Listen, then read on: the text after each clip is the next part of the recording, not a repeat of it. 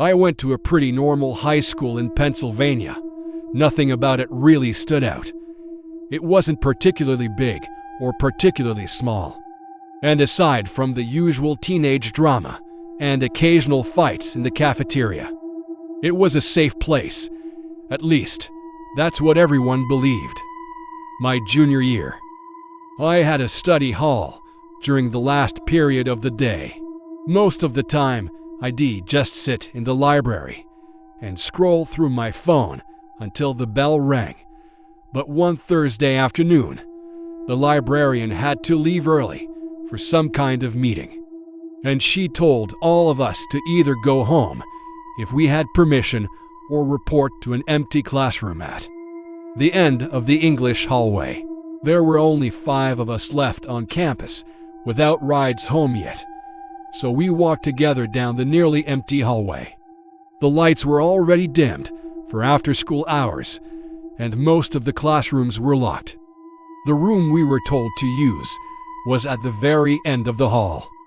When we got there, the door was slightly open, and the lights inside were off. One of the guys pushed it open and flipped the switch. Nothing happened. "Great," he muttered. "Lights don't work." We all laughed it off and stepped inside anyway. There was still enough light coming from the hallway to see. The classroom was one of those older ones that hadn't been renovated in years. Dust on the desks, old posters peeling off the walls, and a faint smell like the room hadn't been used in a long time. We spread out and sat at different desks, mostly on our phones. For the first few minutes, everything felt normal, quiet, but normal. Then the door slowly creaked shut behind us. None of us had touched it. At first, we just assumed it was the air pressure from the hallway or something. One of the girls stood up and opened it again, propping it with a chair. We joked about the place being haunted, then went back to our phones. A few minutes later, the overhead projector turned on by itself. The sudden hum made all of us look up at the same time. A dim blue screen appeared on the pull-down projector canvas at the front of the room, but nothing was connected to it. No laptop, no teacher's computer. Just a blank blue screen glowing faintly in the dark classroom. "Okay. That's weird," someone said. One of the guys walked to the teacher's desk and pressed a few buttons on the control panel. The projector turned off instantly. He shrugged and sat back down. About 10 seconds later, it turned back on. This time, there was text on the screen. White letters against the blue background. "Stay seated." We all stared at it. "Who's doing that?" the girl next to me asked. Nobody answered. The guy at the desk stood up again and unplugged the projector completely. The screen went black. He held up the power cable to show us it was disconnected. Then the projector hummed back to life, still unplugged. The same blue screen returned. New text appeared slowly, like someone typing. Attendance. A list of names began appearing, one by one. Our names. First mine, then the girl. Across from me, then the others. Each name typed itself out slowly across the screen until all 5 of us were listed. No one spoke. We just sat there staring. Then a 6th name appeared. None of us recognized it. The room felt suddenly colder. The chair blocking the door shifted slightly. Scraping across the floor by itself, the door opened just enough to reveal the dark hallway. Outside, footsteps echoed somewhere far down the corridor. Slow, heavy, getting closer. One of the guys whispered, "We should leave." Nobody moved. On the projector screen, the words changed again. "Do not leave your seats." The footsteps grew louder, closer. Then they stopped right outside the classroom door. A shadow stretched across the floor from the hallway light. Tall, thin, just standing there beyond the doorway, not moving. We couldn't see a face, just a silhouette. The projector clicked again. Next to each of our names, a small check mark appeared. Except for the sixth name. That one remained blank. The shadow in the doorway tilted slightly, like it was looking around the room, searching. Then the projector displayed a final message. One missing. The shadow stepped into the classroom. It moved slowly between the desks, passing each of us. I could hear breathing as it moved, low and steady, like someone calmly searching for something they already knew was there. It stopped at the empty desk in the back corner, the one no one had chosen to sit in. For a long moment, nothing happened. Then the desk chair pulled itself out slowly, with a loud scrape. The projector screen flickered. Next to the sixth name, a check mark appeared. The shadow turned toward the door and left the classroom. The door slammed shut behind it. The projector turned off. The lights suddenly flickered back on. Everything looked normal again. Quiet, empty, like nothing had happened. We ran out of that room and straight to the parking lot without saying a word. None of us waited for rides. We just left. The next morning, we asked the office about the classroom. The secretary looked confused and told us that room wasn't assigned for study hall anymore. It hadn't been used in years. When we asked why, she hesitated before answering. Because a student went missing there after school, she said quietly. About 6 years ago. None of us ever talked about what happened that afternoon. But every one of us remembered that sixth name on the screen. Because by the time we got home that night, none of us could remember what it was. Late detention was the worst, especially on a Friday. Most of us seniors didn't even care anymore. Graduation was just around the corner. We were just killing time, staring at the clock, waiting for our sentence to be over. Mr. Reeves, our history teacher, looked just as bored as we did, grading papers at his desk. The room was silent, except for the scratch of his pen and the hum of the old fluorescent lights. Then, Sarah stood up. "Mr. Reeves, can I use the restroom?" He just waved a hand, not even looking up. She slipped out, and the heavy classroom door clicked shut behind her. We all went back to our own worlds. 5 minutes passed, then 10. Jake, who was sitting next to me, nudged my arm. "Dude, how long does it take to go to the bathroom?" he whispered. I shrugged. Maybe she was just milking the time, anything to be out of that stuffy room. But after 20 minutes, even Mr. Reeves started to get worried. He put his pen down and looked at the door. "All right, that's long enough." Just as he said that, a faint sound echoed from the hallway. It sounded like footsteps, but they were off, dragging, shuffling, and way too slow for a person. Then, a low whisper slithered under the door, a sound that made the hairs on my arm stand up. It wasn't English, or any language I recognized. Mer. Reeves stood up, his face set. "Stay here," he ordered, his voice tight. He opened the door and stepped into the darkened hallway. Of course, we didn't listen. We're teenagers. Curiosity got the better of us, and we all crept out after him, peering into the gloom. The hallway was completely empty. The emergency lights cast long, creepy shadows, but there was no sign of Sarah or anyone else. The shuffling sound was gone. "Sarah, Mr. Reeves called out. Only his echo answered. We started walking down the hall, our footsteps way too loud in the silence. We checked the girls' bathroom. Empty. We checked the nearby classrooms. All locked and dark. Panic was starting to bubble up in my chest. Where could she have gone? The school was locked down for the night. That's when Mr. Reeves noticed a door slightly ajar at the far end of the corridor. It was the old security office, the one they hadn't used in years since they upgraded the system.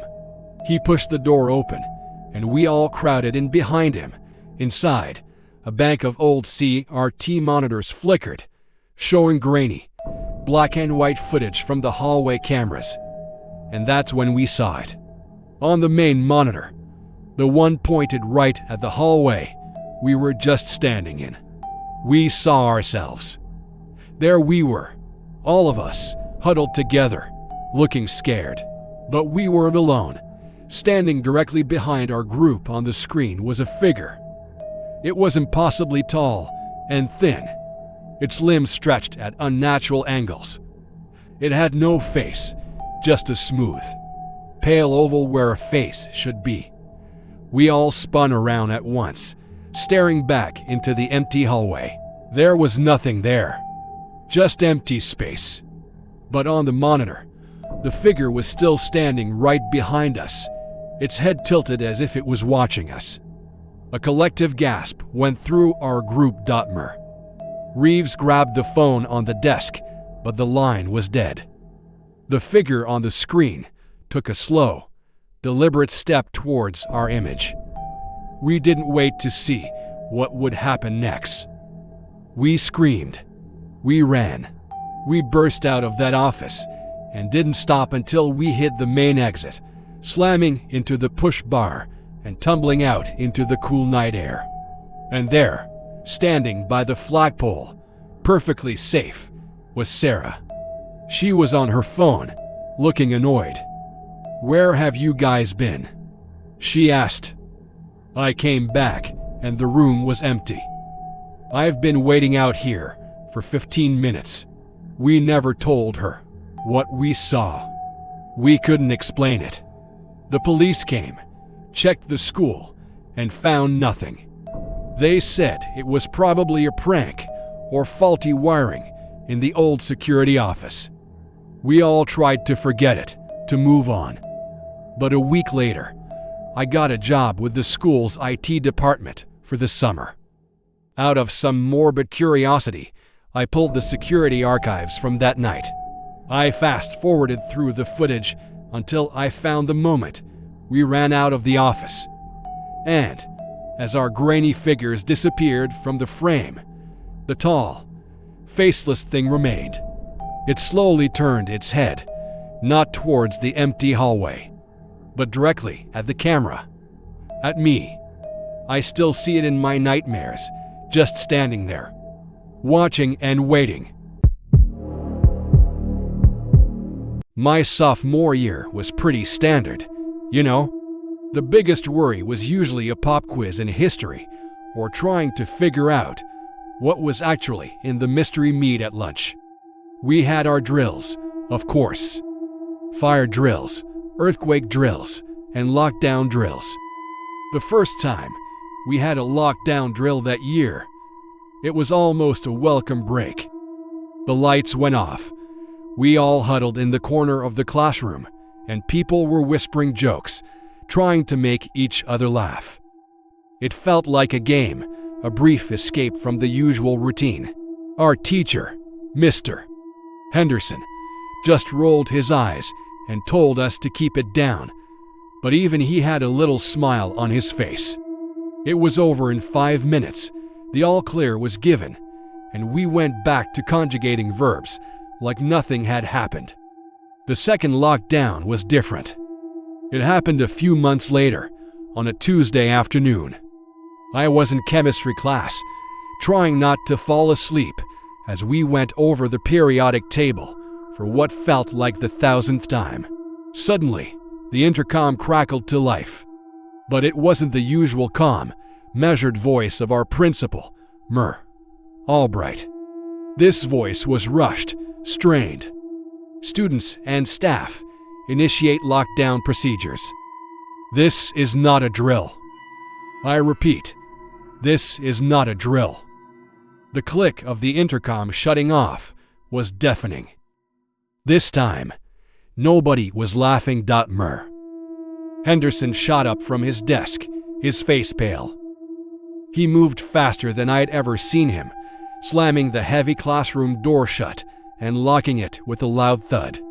He fumbled with the blinds, pulling them down so forcefully they clattered against the window frames. Everyone, to the back corner, now, and be absolutely silent. His voice was low and urgent, and a wave of genuine fear washed over the room. We scrambled, tripping over backpacks and chairs, to huddle against the cold cinder block wall. The emergency lights cast a weird, dim glow, making everyone's faces look like ghostly masks. The silence was the worst part. Before, during the drill, it was a fake silence, filled with suppressed giggles and shuffling.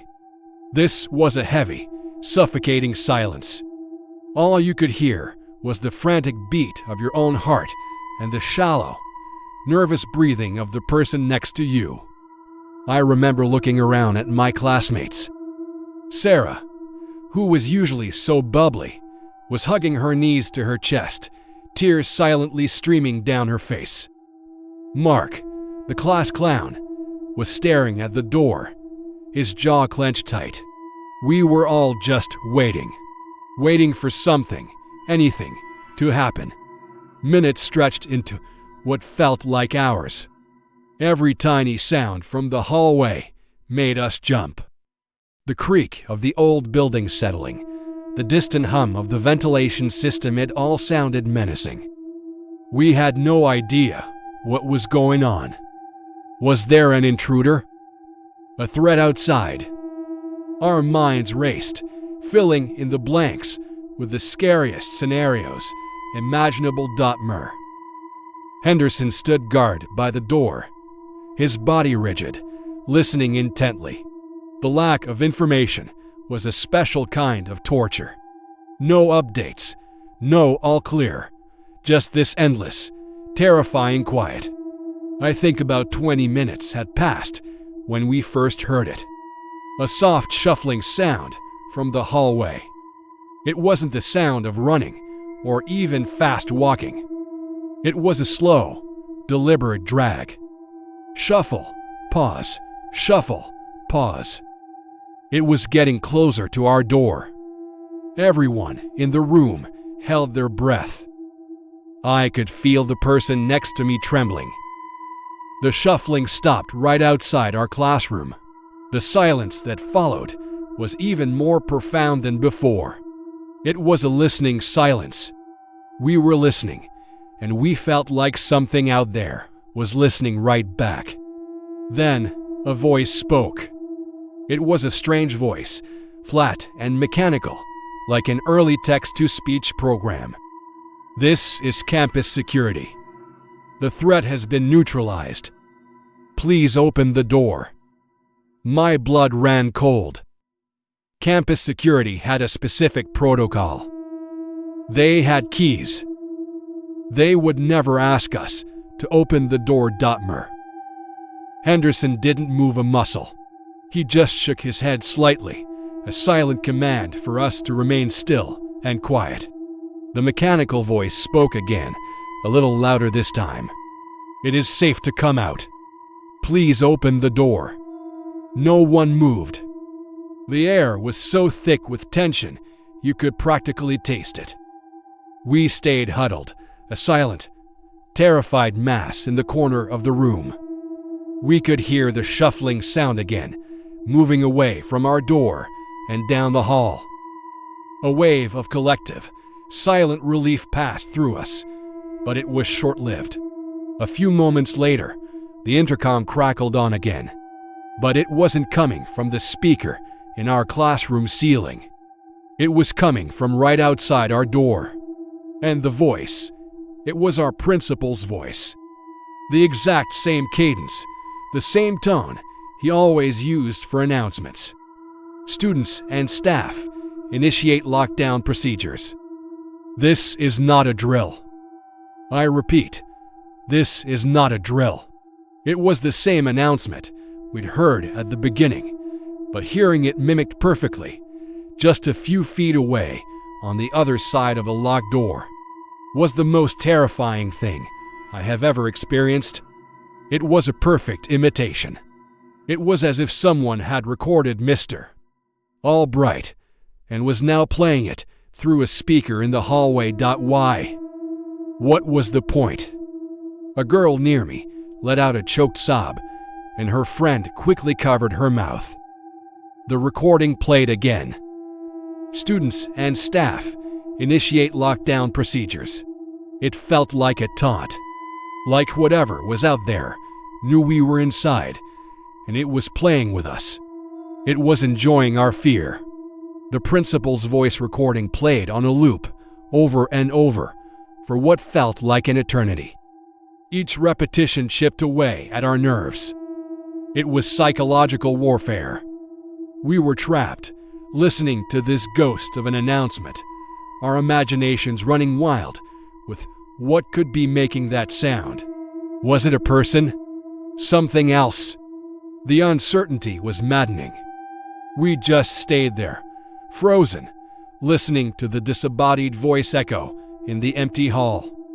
Then, as suddenly as it began, it stopped. The hallway fell silent once more. But this silence wasn't empty. It was filled with the ghost of that voice, the memory of that perfect, chilling imitation. We waited. Another 10, maybe 15 minutes passed. Then, the intercom in our classroom, the real one, came on. It was the actual Mr. Albright. His voice was shaky, but it was him. The lockdown is over. All clear. I repeat, all clear. No one moved for a full minute. We were all too scared. Finally, Mr. Henderson, after peering through the small window on the door, slowly unlocked it and pulled it open. The hallway was empty. It was brightly lit and completely, utterly normal. There was no sign of anyone, no sign of what had made those sounds. It was as if nothing had happened. We stumbled out of the classroom, blinking in the bright light, feeling dazed and confused. In the days that followed, rumors flew around the school like wildfire. Our class wasn't the only one. A history class down the hall heard a perfect imitation of their teacher's voice, calling out students' names one by one. A group in the library heard the sound of a woman weeping, the sobs moving up and down the aisles between the bookshelves. Everyone had a story, each one stranger and more unsettling than the last. The administration never gave us a real explanation. They said it was a technical malfunction with the PA system, a crossed wire that caused audio feedback and strange echoes. But we knew that wasn't true. A crossed wire doesn't shuffle down the hall. It doesn't mimic voices with perfect accuracy right outside your door. A week later, maintenance crews came and removed all the external speakers from the hallways. They just took them down, plastered over the holes, and painted the walls as if they were never there. They never said why. We all just went back to our classes, back to worrying about quizzes and lunch menus. But things were never quite the same. The hallways felt different. The silence between classes felt heavier. And every time the intercom crackled to life, even for a normal announcement, a part of me still freezes, waiting to hear a voice that isn't supposed to be there. We never found out what was in the hall that day, and honestly, I don't think I ever want to. Thank you for listening. My high school had a janitor everyone knew, but nobody really talked to. His name was Amar Keller. He worked the evening shift, which meant most students only saw him if they stayed late for sports or detention. He was tall, thin, always wearing the same gray uniform and pushing a cart that rattled slightly when it moved. He never said much. If you greeted him, he'd nod politely, but rarely spoke. Most people described him as quiet, but harmless. That changed during my senior year. I was on the basketball team, and during the winter season, we practiced late. By the time practice ended and I showered, the school was usually almost empty. Only a handful of students remained in the building, mostly from other sports or clubs finishing up. One night after practice, I realized I'd left my phone in my locker. I went back into the locker room alone while the rest of my teammates headed outside. The hallway lights were already dimmed for the night, casting long shadows across the floor. As I walked toward the locker room, I saw Mr. Keller at the far end of the hallway. He was pushing his cart slowly, stopping every few steps to mop the floor. Nothing unusual. I grabbed my phone and came back out a minute later. The hallway was empty. I assumed he'd moved into one of the nearby classrooms. But as I walked toward the exit, I heard something behind me. The faint squeak of wheels rolling slowly across tile. I turned around. Keller's cart was at the far end of the hallway again, but he wasn't pushing it. It was just sitting there. I stared at it for a few seconds, waiting for him to step out from a classroom or supply closet. He didn't. The hallway stayed completely silent. The cart didn't move. I shook it off and kept walking toward the exit. Halfway down the hallway, I heard the squeaking again, closer this time. I turned around. The cart was now about 10 feet behind me. Still no sign of Mr. Keller. A cold feeling spread through my chest. I stepped backward slowly, eyes fixed on the cart. It remained perfectly still. Then one of the cleaning tools hanging from its side swung slightly, like it had just been set down. I didn't wait any longer. I turned and walked quickly toward the main entrance. My footsteps echoed loudly in the empty hallway. As I reached the corner leading to the front doors, I glanced back one more time. The cart was gone. Completely gone. I stopped walking. The hallway behind me stretched empty and quiet. No cart. No janitor. Nothing. I told myself I was just tired from practice. My mind was playing tricks. That explanation held up until the next night. Practice ran late again. This time, 3 of us left the gym together. We joked around as we headed toward the exit, our voices echoing through the empty building. As we turned into the main hallway, one of my teammates stopped walking. "Isn't that the janitor?" he asked quietly. At the far end of the hallway stood Mr. Keller. He wasn't pushing his cart. He wasn't holding any cleaning supplies. He was just standing there, facing the wall, completely still. We slowed down as we approached. "Hey," my friend called out casually. "We're heading out." Mr. Keller didn't respond. We got closer. Close enough to see his reflection faintly in the glass trophy case along the wall. His posture looked wrong. Too stiff. His head tilted slightly downward, like he was staring at something on the wall. "What's he doing?" my other teammate whispered. Then Mr. Keller spoke. But his mouth didn't move. The voice came from somewhere else in the hallway. Same tone. Same voice. Just not from him. "Stay after hours," the voice said softly. "We see more then. All three of us froze. Murdoch Keller remained perfectly still, facing the wall. The voice came again, echoing slightly. "Stay." Then he moved, not turning normally. His body twisted slowly, shoulders first, then his head, until he was facing us. The motion was unnatural, like his joints didn't bend the way they should. He smiled, but the smile didn't reach his eyes. We backed away immediately. None of us said anything. We just turned and walked quickly toward the exit without taking our eyes off him. He didn't follow. He just stood there watching as we left the building. The next day at school, we asked a teacher about Murdoch Keller. She looked confused. "There's no one here by that name," she said. We described him: tall, thin. Gray uniform.